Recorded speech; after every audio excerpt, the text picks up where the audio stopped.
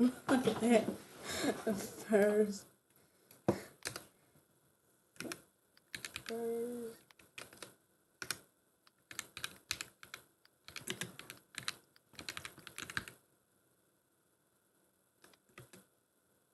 Um, um,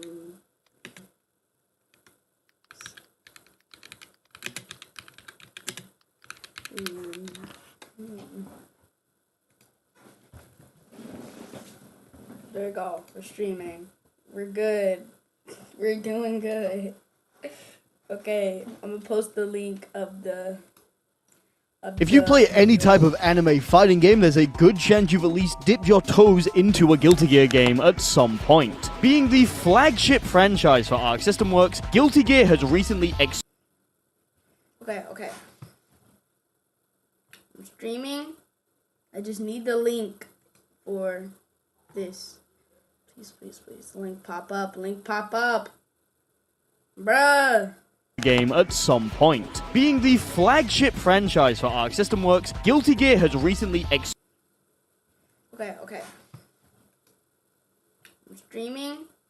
I just need the link for this. Please. Link pop up. Okay. There we go. We got it. Now just go into self-promote. Oh, we are. Okay. Real. Okay. Dude.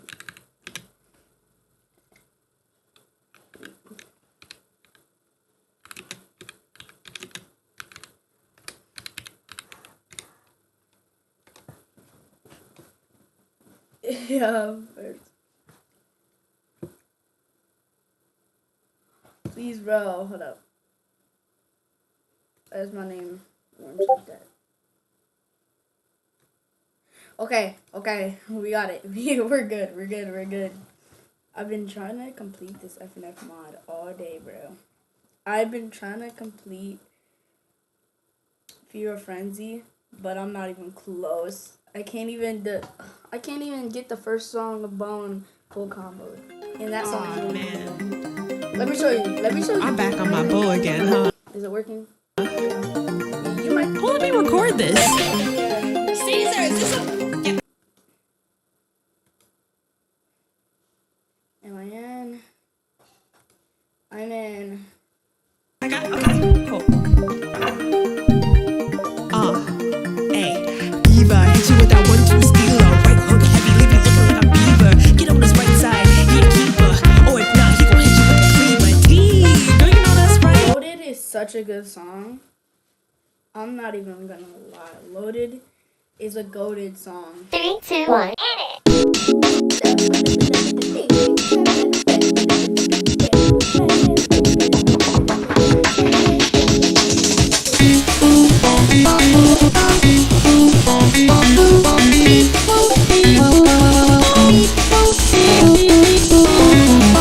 Hold up, what? Is mine? No. Is anybody watching right now?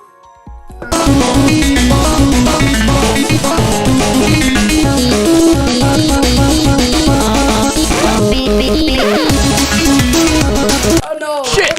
I suck at this. Okay, let's go.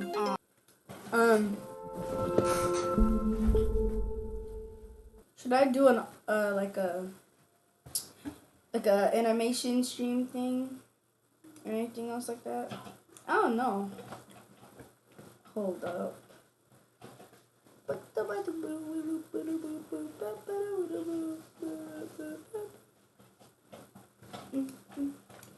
Yo, what the? Get off my screen, boy. No, get off. There we go. Oh, man. No. Oh my goodness. You know, I actually found a hack on how to get 100% in Super Meat Boy. Look, guess what? Just look at this. Just look this up. It's really easy. Oh, yeah. Here's how to do it. It's really easy. 100%.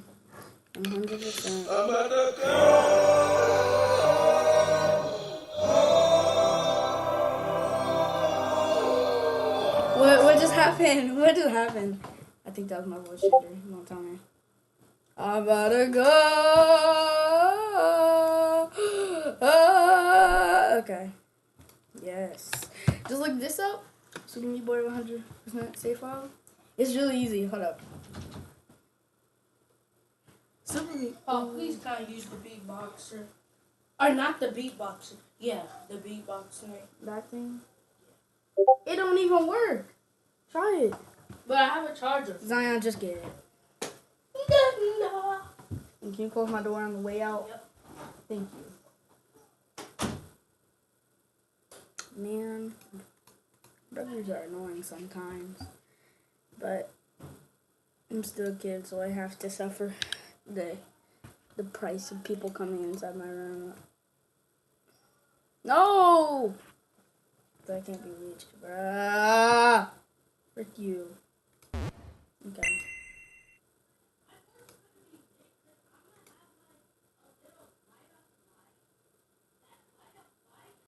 Keyframe.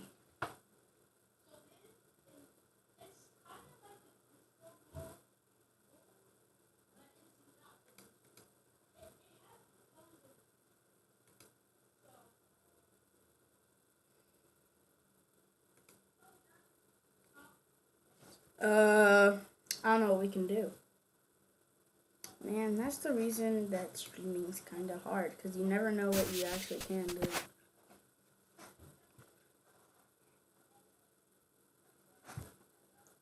I'm about to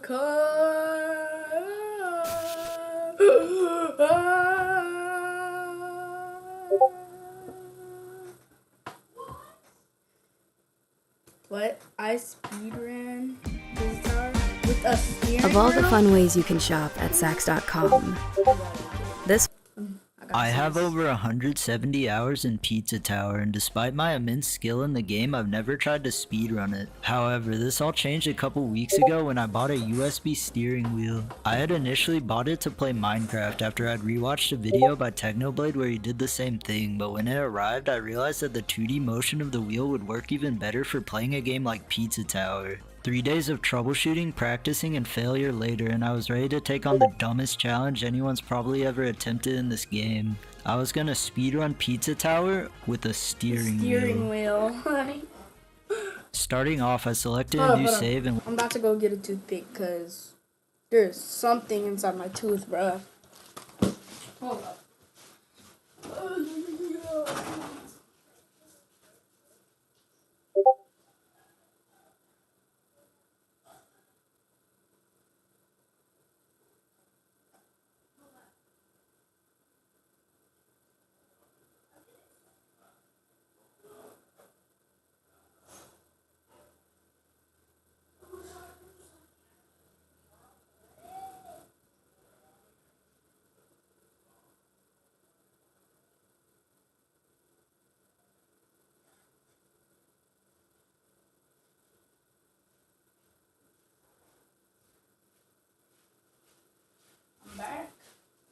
I'm back.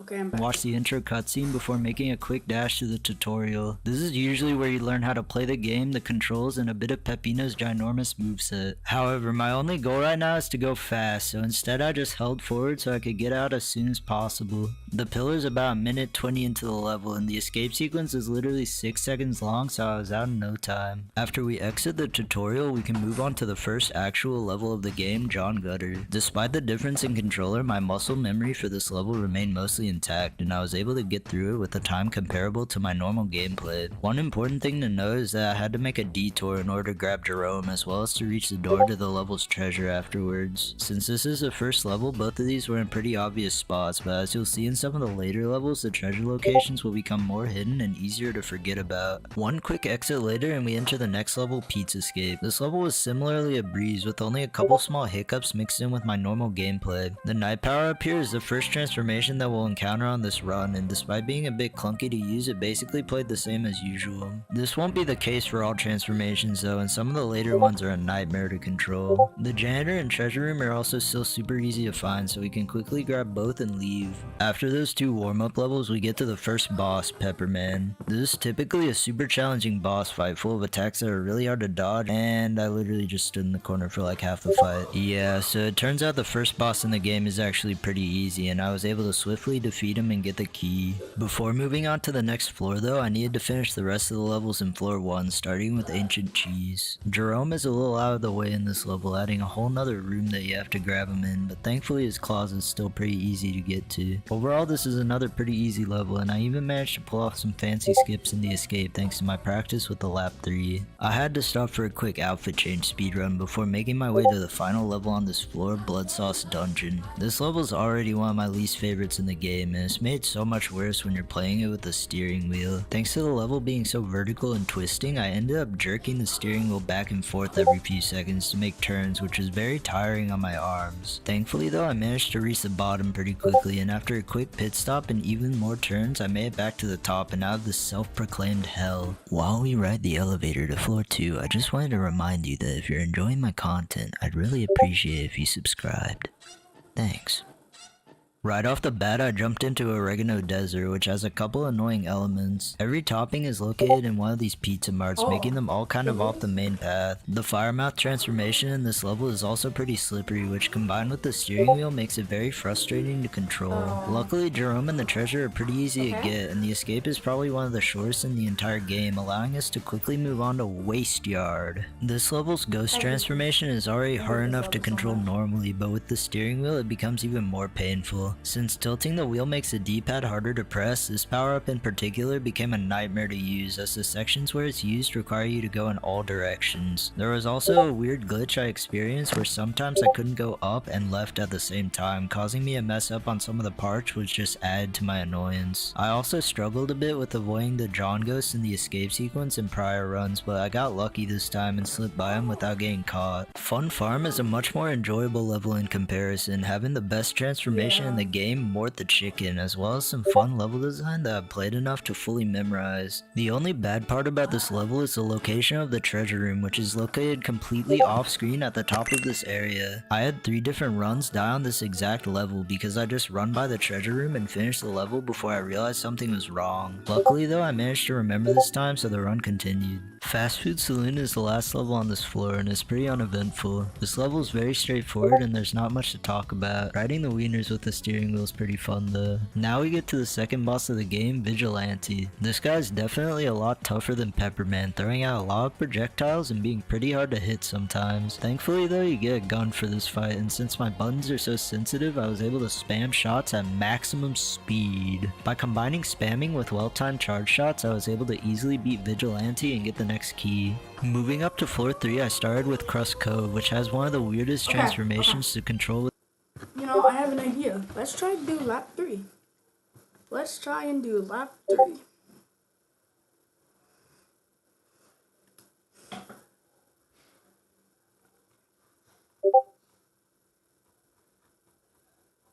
Alright. There you go.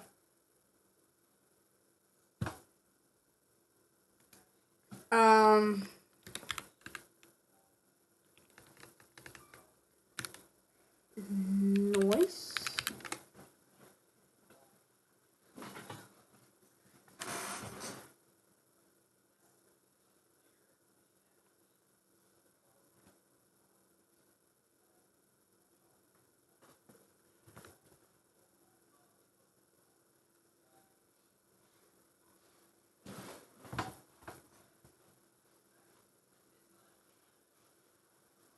Okay, actually, no, let's do this. Let's do this. This is actually pretty scary. Lap 3.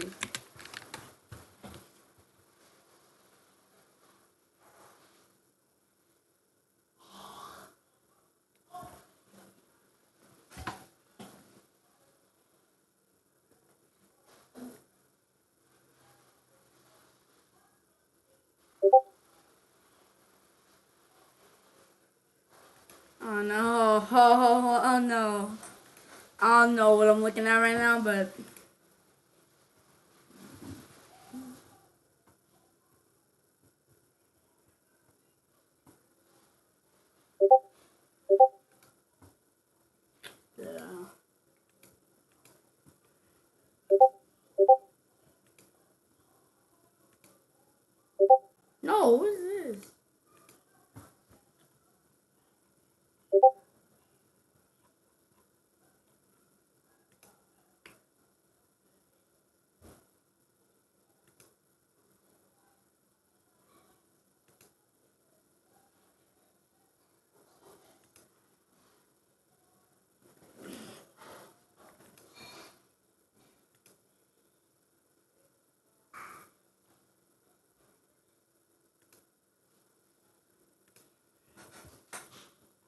Bruh. Where is it?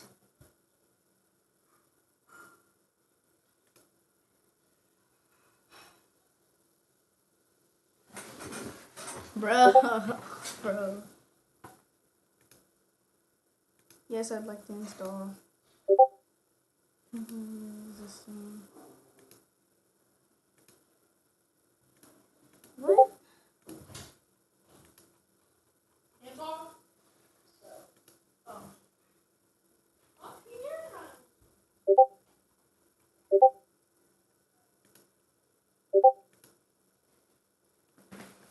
Yeah, let's do lap 3. Let's do lap 3 mod. Let's do lap 3 mod.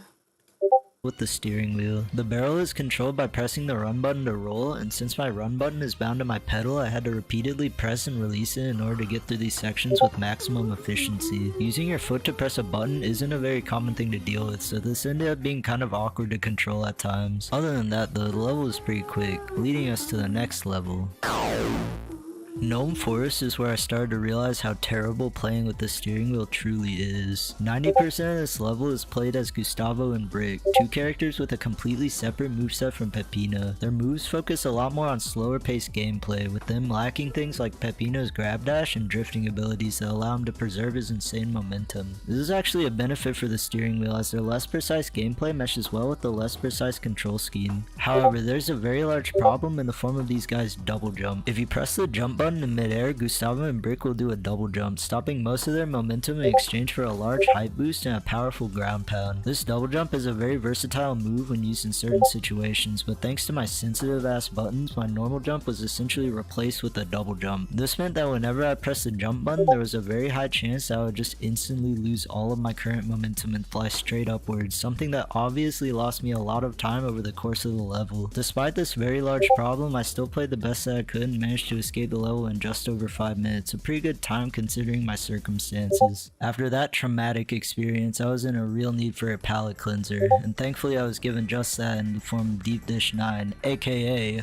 the best level in the game. Getting to play through this level is always a treat, and this time was no exception. Even the rocket gimmick, which is usually pretty challenging to control, was actually made easier by the fact that my horizontal and vertical movement are separated with these controls. For this level, I just kinda turned my brain off and enjoyed the nice little break from all the pain and jankiness of this challenge, and by the time I beat it, I felt rejuvenated and ready to blitz through the final half of the levels. The next level, Golf, actually contained one of the few skips that I was attempting to do in the speedrun. When you get to the final room with Pillar John, there's a skip you can do to skip most of the escape sequence. All you need to do is position both Greaseball and one of the burger guys next to John. Then, before the burger wakes up, you have to run all the way back to the beginning of the room. Once the burger is no longer stunned, he'll hit Greaseball into the pillar, allowing you to simply leave the room and skip about 2 minutes of gameplay. Since this was a pretty easy skip to perform, I was actually able to replicate using the steering wheel, allowing me to beat Golf in record time. After that, we confront the third boss, the Noise. There's something about this guy that just makes me irrationally angry, and I was able to channel this rage into energy, which I used to beat his ass.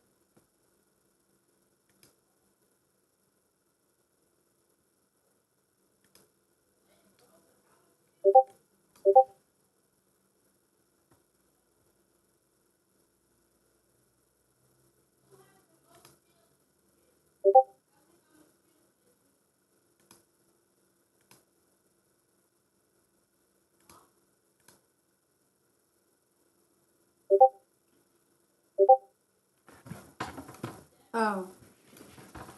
I managed to hit him every chance I got, absolutely abused my parry button, and overall just destroyed this little dookie gremlin. After beating this man within an inch of his life, I let his wife finish him off and grabbed the key to the 4th floor. When I got out of the elevator, I made sure to carefully avoid Snotty before making my way to Peppybot Factory. Thanks to my many hours spent practicing this level for lap 3, I was able to speedrun it with relative ease. The pizza box transformation gave me a bit of trouble due to it being hard to spam the jump button while moving, but other than that, the level was pretty simple. The treasure room in this level is also, to my knowledge, the only one that's located past the exit door, requiring you to super jump up to this area to find it. Unfortunately, the levels only get harder from here, beginning with the next level. Oh shit!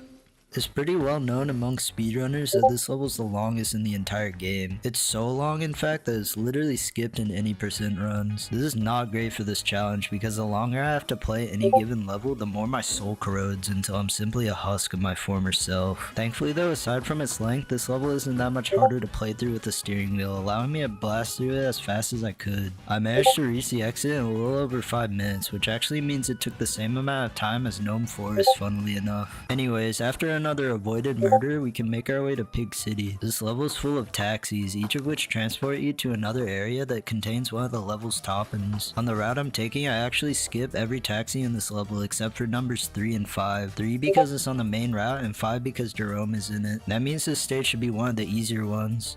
Oh no. So yeah, this level is once again made a million times harder by having Gustavo and Brick in it. Thankfully this time the level isn't nearly as long as Gnome Forest, so I only have to deal with these terrible controls for around 3 minutes instead of 5. Still, those 3 minutes were hell as I kept accidentally bumping into stuff and double jumping at the worst times. After what felt like a million years, I finally got back to Pepino, fished the treasure out of the toilet, and left. There's only one level left on this floor, but it's easily one of the hardest levels for this challenge. Refrigerator, Freezerator is a pretty hard level to do fast, with plenty of bottomless pits, tricky level design, and every gamer's worst nightmare, ice physics. Combine this with a steering wheel though, and it's easily the most annoying level to play in the game. This is only half of it though, as when you get to the final part of the level, you're granted with the Satan's Choice power-up, which makes you invincible and able to do the screw attack from Metroid. I don't know why, but playing with the steering wheel turns this from one of the easiest escape sequences in the game to the most frustrating thing I've ever had to deal with in my life. Every time I tried to control Pepino while flying, I felt like I was gonna have a stroke. Something about the slippery controls, the slow falling speed, and the steering wheel just made this section a million times harder than it had to be. Thankfully, the escape sequence isn't too long, and I managed to get to the door without losing too much of my sanity. There's no time to rest though, as immediately after we have to fight one of the most stressful bosses in the entire run, Fake Pepino. This boss has a bunch of crap on the screen at all times, and combined with the awkward movement of the steering wheel, it makes it very difficult to dodge a lot of the attacks. I had multiple previous runs almost died to this boss from me just getting hit way too much, so I was really dreading going into it. I must have activated my gaming third eye or something though, because I absolutely flew through this boss fight, finishing it with barely any damage taken and proving that I was the true Pepino. One short escape sequence later and we can finally make our way up to the last floor in the game. Now you gotta understand that at this point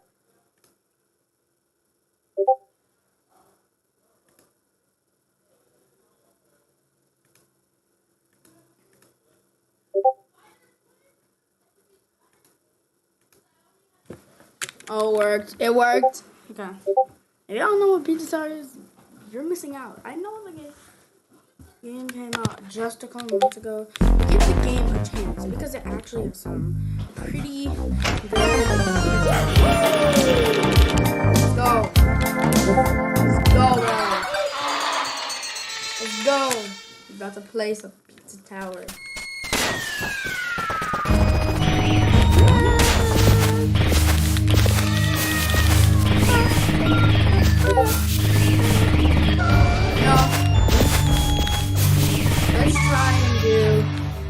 Let's try to do lap 3 on John Gutter. Let's try.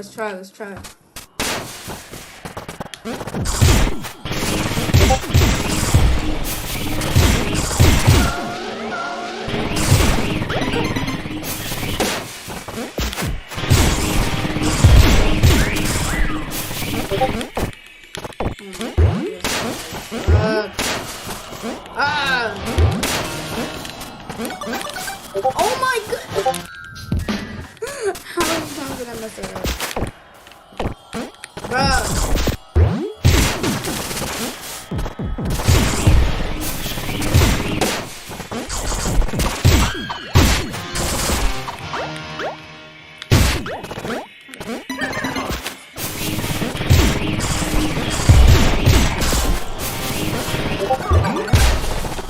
Bruh! Okay.